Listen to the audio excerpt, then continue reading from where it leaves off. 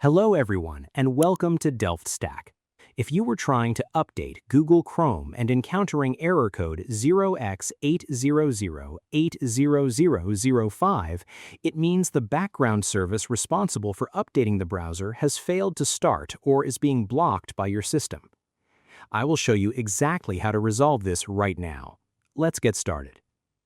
First, this error usually happens when the update service is disabled in Windows. Press the Windows key and R at the same time, type services.msc and hit Enter. Scroll down your list of system services until you find Google Update Service, G-Update. Double-click it, change the Startup Type drop-down to Automatic, click the Start button to manually force the service to run, and then click OK.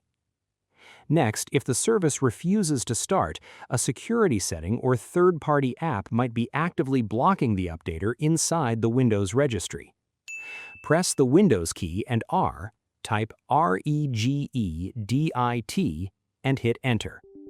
Navigate using the left panel to H-key Local Machine, Software, Microsoft, Windows, NT, Current Version, Image File Execution Options. If you see a subfolder named googleupdate.exe under this path, right-click and delete it, as it is actively preventing the updater from executing. Finally, if the built-in updater is completely corrupted, you can easily repair it without losing your bookmarks or browsing data.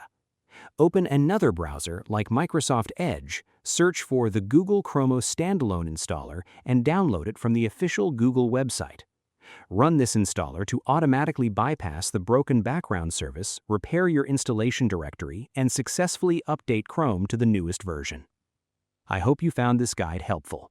Please like, share, and subscribe for more technical tutorials. Thanks for watching.